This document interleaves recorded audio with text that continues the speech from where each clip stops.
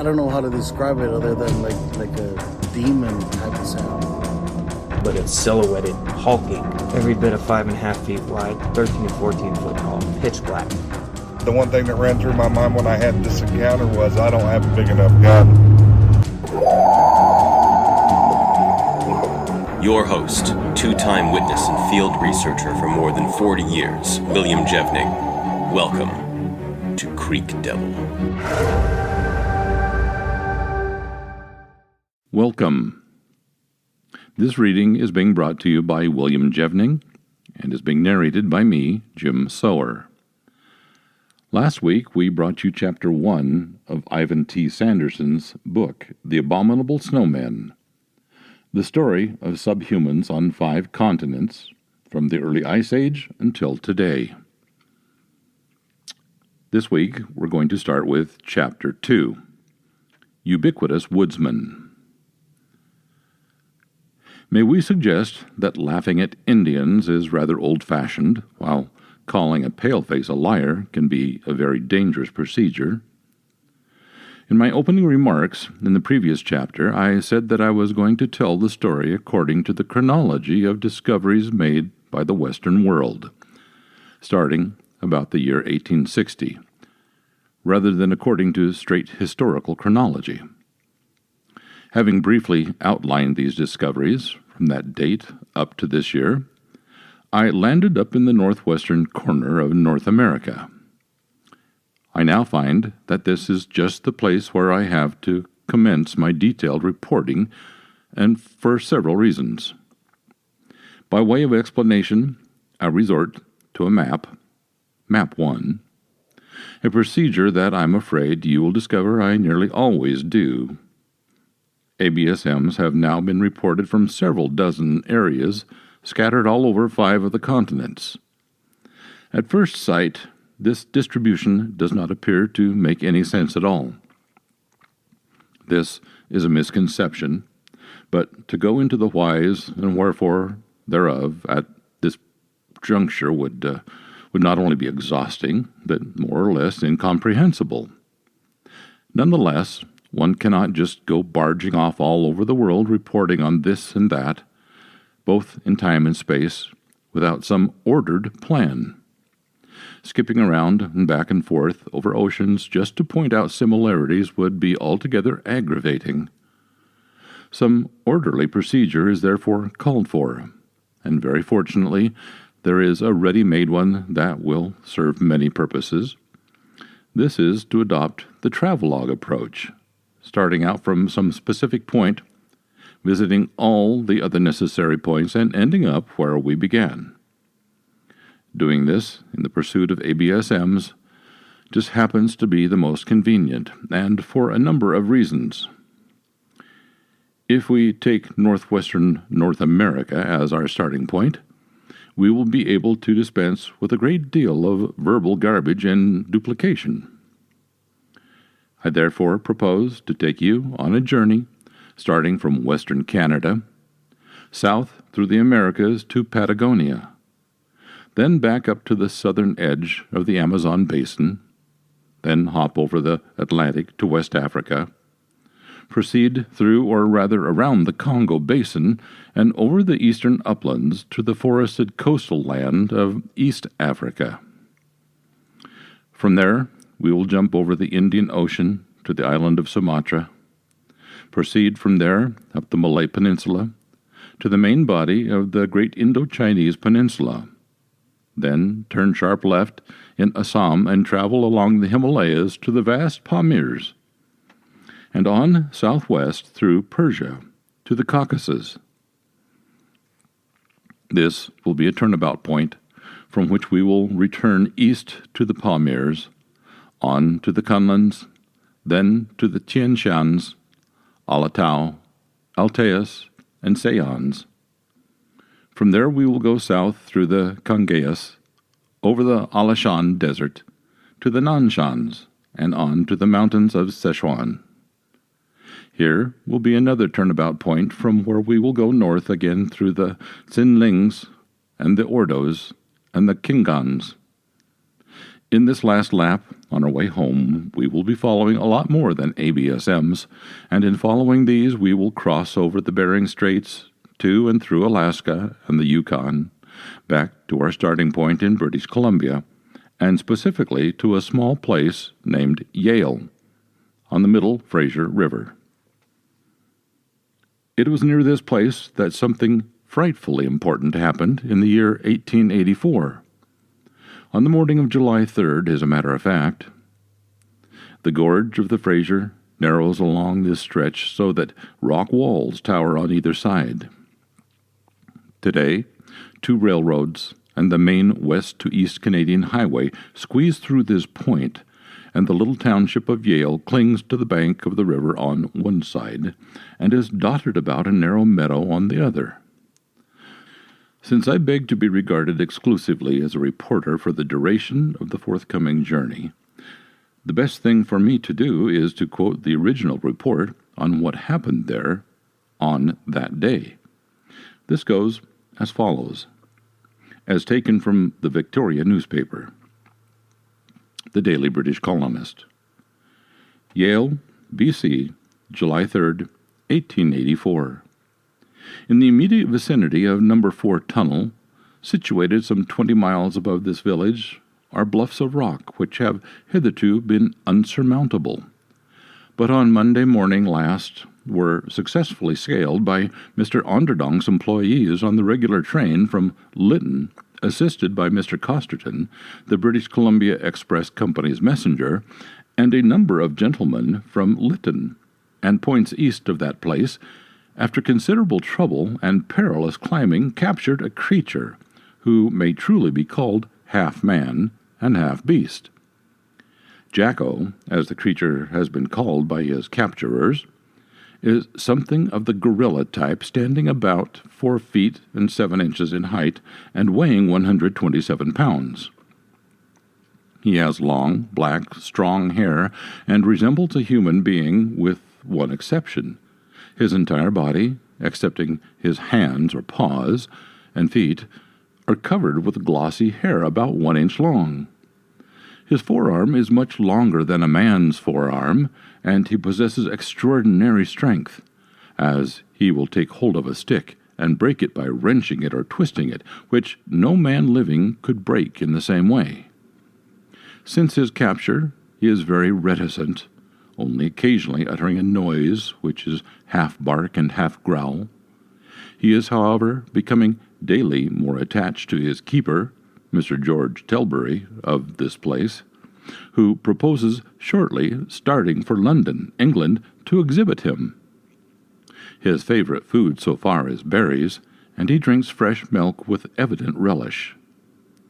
By advice of Dr. Hannington, raw meats have been withheld from Jacko, as the doctor thinks it would have a tendency to make him savage. The mode of capture was as follows. Ned Austin, the engineer, on coming in sight of the bluff at the eastern end of the No. 4 tunnel, saw what he supposed to be a man lying asleep at close proximity to the track, and as quick as thought blew the signal to apply the brakes. The brakes were instantly applied, and in a few seconds the train was brought to a standstill. At this moment the supposed man sprang up, and, uttering a sharp, quick bark, began to climb the steep bluff. Conductor R.J. Craig and express messenger Costerton, followed by the baggage man and brakesman, jumped from the train and, knowing they were some 20 minutes ahead of time, immediately gave chase. After 5 minutes of perilous climbing, and then supposed demented Indian was corralled on a projecting shelf of rock, where he could neither ascend or descend. The query now was how to capture him alive, which was quickly decided by Mr. Craig, who crawled on his hands and knees until he was about 40 feet above the creature. Taking a small piece of loose rock, he let it fall, and it had the desired effect of rendering poor Jacko incapable of resistance for a time at least. The bell rope was then brought up, and Jacko was now lowered to terra firma. After firmly binding him and placing him in the baggage car, off brakes was sounded, and the train started for Yale. At the station, a large crowd who had heard of the capture by telephone from Spuzzum Flat were assembled, and each one anxious to have the first look at the monstrosity, but they were disappointed, as Jacko had been taken off at the machine shops and placed in charge of his present keeper. The question naturally arises, how came the creature where it was first seen by Mr. Austin? From bruises about its head and body, and apparent soreness since its capture, it is supposed that Jacko ventured too near the edge of the bluff, slipped, fell, and lay where found until the sound of the rushing train aroused him. Mr. Thomas White, and Mr. Gowan, CBE, as well as Mr. Major, who kept a small store about a half-mile west of the tunnel during the past 2 years, have mentioned having seen a curious creature at different points between camps 13 and 17. But no attention was paid to their remarks, as people came to the conclusion that they had either seen a bear or stray Indian dog. Who can unravel the mystery that now surrounds Jacko? Does he belong to a species hitherto unknown in this part of the continent, or is he really what the trainmen first thought he was, a crazy Indian? Now, whatever you may think of this press, you cannot just write off anything and everything reported by it that you don't like, don't believe in, and don't want. Further, to a newspaperman, this report is excellent, being factual, giving names that were obviously carefully checked, even to titles such as the CBE of Mr. Gowan, and hardly being at all speculative. In fact, it is really a model report, and one that some present-day newsmen might well emulate. Then the persons concerned were not a bunch of citizens with names only to identify them. They were mostly people with responsible positions, who must have been widely known at that time throughout the area, for the railroad played a very important part in the opening up and development of Lower British Columbia. The reporter, moreover, himself took a very common-sense view of the business when he inquired what manner of creature this might be, and stated flatly that it was completely human, but for being covered with silky black hair and having exceptional strength in its arms. The asinine opinions of others, such as that the similar, if not identical, creature seen before might have been a bear or a stray Indian dog, are recorded straight and without facetious comment. The whole thing cannot, in fact, be lightly dismissed. It therefore has to be most seriously considered. The story has been publicized for some 50 years now, so that aficionados of habeas emery can often almost quote it verbatim. But although I must here class myself among these repertorial limpets, I wish to put on record one thought about it that has always stayed with me. This stemmed from a comment made in another paper shortly after the original story was published, and which asked quite without facetiousness, also, but with a slight air of mystification, how anybody could suggest that this Jacko could have been a chimpanzee that had escaped from a circus. This little aside puts the whole affair in a remarkably vivid light, for we tend to forget that it was penned 75 years ago in a country that was then only recently connected with the rest of the world. Also, it was written before paleontologists had demonstrated that true monkeys, and more so the apes, i.e. pongids, never have existed in the Western Hemisphere. This creature was captured, and it is absolutely sure that it existed in captivity for some time. A reporter in 1946 interviewed an old gentleman in Lytton, B.C., who remembered having seen it. It was not human, yet it was more so than it was anything else. It had definitely been captured on the Fraser River. Therefore, there had to be some explanation of how it got there and what it was. The standard answers to these questions today would undoubtedly be that it was 1. A hoax, or 2. A cross though between what and what would doubtless not be suggested. 3.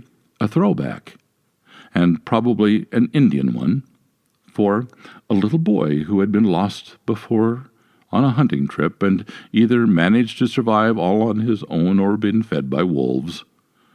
5. A mentally defective glandular case from an institution. Or 6, and most likely of all, an ape escaped from a bankrupt circus.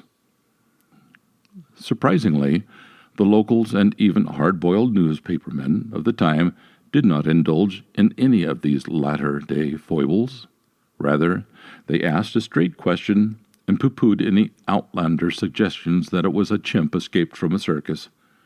They even inquired as to whether it might have been a very primitive form of human, or an as yet unidentified species of great ape, and in either case indigenous to the area. I may be properly accused of harping on this case, but I think that of almost all ABSM reports, it is perhaps the most cogent. It took place just within the age of reason, today perhaps rather a misnomer, in a country then inhabited and being opened up by the most extremely pragmatic Westerners of predominantly hard-headed Anglo-Saxon stock, at a time when there was little call for phony sensationalism. It was not just a report of tracks or other secondary items, nor even of an alleged sighting. It was a clear and definite account of a capture by known people with all the witnesses needed for confirmation. Quite apart from anything else, it alone sets at naught the constant refrain, "Well, why haven't we ever caught one?" This is by no means the only ABSM that has been caught, but it is the only one that I know of that was caught by what we must call, for lack of a better phrase, Westerners, and it is this culture that is the most skeptical and most stubborn, and at the same time the most interested. Of course, the more aggravating part of the business is that there is no proper end to the Jacko story, and no physical evidence of his existence has come down to us, at least as far as anybody so far knows. What actually happened is not recorded. The only inkling that I have traced being a remark by Mr. Stephen Franklin, staff writer of Weekend Magazine, in his excellent article dated April 4th, 1959, in which it is stated, and I quote, that the editor of the Inland Sentinel inopportunely chose this month, the one in which Jacko was captured, to hump his newspaper and his presses up the canyon from Yale to Kamloops, and didn't publish an edition for several weeks. This statement is itself a kind of non sequitur, since the original reports come from the Daily British Colonist of Victoria. I made somewhat extensive search for any series on the forlorn Jacko in a Yale paper of old, but was unable to unearth even the morgue of the Inland Sentinel, which moved to Kamloops. Jacko, sad to tell, just dropped out of the news, without apparently further comment. Perhaps the most enigmatic figure ever to appear on the pages of history, and potentially one of the most important. Would that we could unearth the end of this story and learn what did happen to him, for he must have either 1. Escaped, 2. Died, or 3. Been killed. And in the 2 last events it is possible that some part of him may have been preserved and be lying either in somebody's attic trunk or even in a museum. And do not for a moment get the idea that the latter is impossible. See Chapter 20. Jacko, however, is not just an isolated imp that suddenly appeared upon the scene and then disappeared. Before his capture, either he or one of his species had been reported from the same area by Mr. Alexander Caulfield Anderson, a well-known explorer and an executive of the Hudson's Bay Company, who was doing a survey of the newly opened territory and seeking a feasible trade route through it for his company. He reported just such hairy hominoids as having hurled rocks down upon him and his surveying party from more than one slope. That was in 1864. Many years later, Mr. J.W. Burns, now retired and living in San Francisco, who had devoted a lifetime to the study of this business, unearthed an old Amerindian woman from Port Douglas at the head of Harrison Lake, see map 11, who alleged, and brought some seconders to confirm, that she had been kidnapped by one of these creatures in the year 1871, kept by it for a year, but finally returned by it to her tribal homestead because she aggravated it so much, though she said it had treated her with every consideration. This old lady died in 1940 at the age of 86. When abducted, she was 17 years old and was, she stated, forced to swim the Harrison River by the ABSM and then carried by him to a rock shelter where its aged parents dwelt. This account comes from Mr. Burns, who had for years enjoyed the confidence of this retiring Amerindian. It has been embellished in various ways by others to the effects that the girl had rosin plastered over her eyes by the creature, that she became pregnant by it, and that she subsequently gave birth to a half-breed that either was stillborn, died shortly after birth, or is still hidden by her people from the eyes of the white man. She never said any of these things to Mr. Burns, but adhered to her straightforward story till her death. Nor is this woman's story unique. All the Amerindians of southern British Columbia, Washington State, Oregon, parts of Idaho, and the Yuroks and the Hoopas of Northern California not only have similar tales to tell, but a history of these creatures so complete and extensive that it would take a volume to tell in itself. The poor Amerindians have always been, and still are, regarded by Americans and Canadians as natives, which indeed they are, but in the same light as the British used to regard the inhabitants of all countries other than their own, or at least beyond the confines of Western Europe. The stories told by, and the traditions of, Amerindians are not, therefore, regarded as of much worth or reliability. Nonetheless, and despite the fact that these peoples did not previously write and have had even today little if any contact among themselves over any distance, the reports upon these local ABSMs are absolutely the same all the way from the Mackenzie River Range of Alaska through the Yukon and British Columbia, down through Washington and Oregon to California, and back to the western flank of the Rockies in Idaho. There are traditions and folktales spread over an even wider area among these people, but this is another matter. I am here speaking of perfectly straightforward, up-to-date accounts of encounters with such creatures that have been made by them ever since the white man first got to speak with them, and which have come in from one source or another annually every year since the capture of Jacko. I will interject some of these as I go along. Before doing so, however, I must put on record that I do not share the old British or what seems to be the current American opinion of natives, and never have. Further, as a working reporter, having now been privileged to travel extensively throughout just the 5 continents with which we are concerned in this story, I would state that I find the so-called native, in some respects, on the whole, more reliable than the foreigner, and the white foreigner in particular. First, they seem to me to know their country better. Secondly, those of them that are country folk are almost invariably consummate naturalists, and know their local fauna inside and out, and much better than we do. Third, if they like you and feel that you are not going to laugh at everything they say, they are very pragmatic and are willing to tell you straight what is what, in their opinion. Fourth, provided one appreciates the very basic fact that to many non-Europeans, there is a non-material world that is just as real as the material one. One can readily distinguish between stories of one and the other, and may even without giving offense ask the teller to which category any story belongs.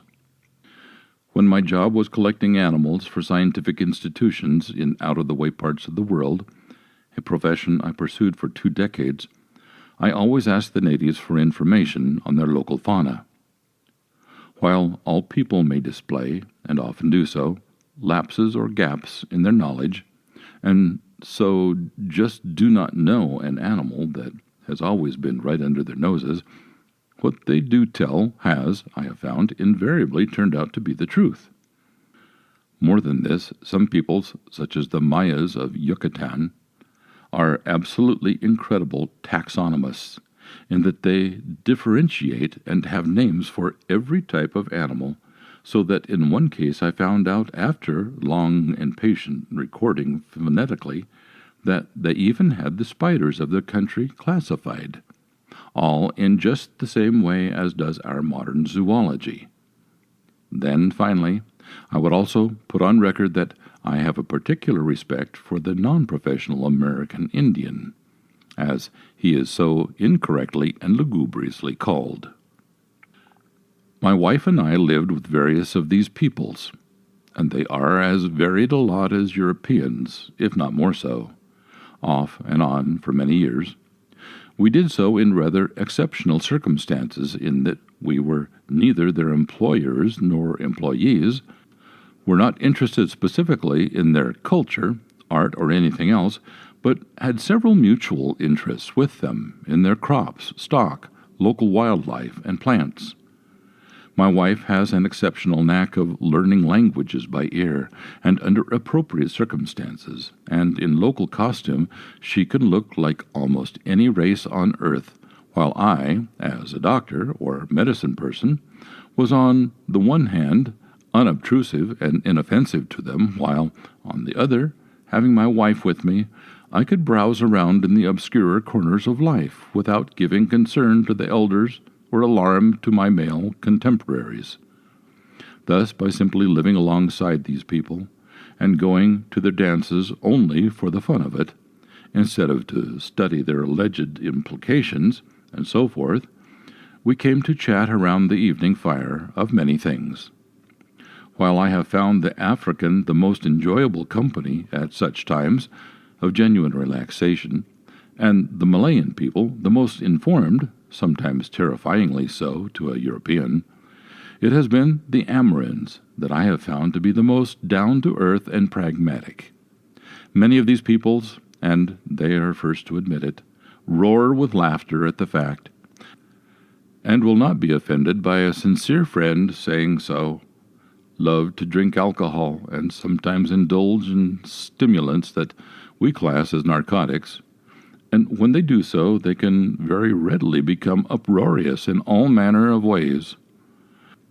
At these times, they will concoct the most delicious imagery compounded of mysticism, ancient tradition, and personal whim, and while there may be all manner of historical gems to be gleaned from such outpourings, none of it should be taken as exact science.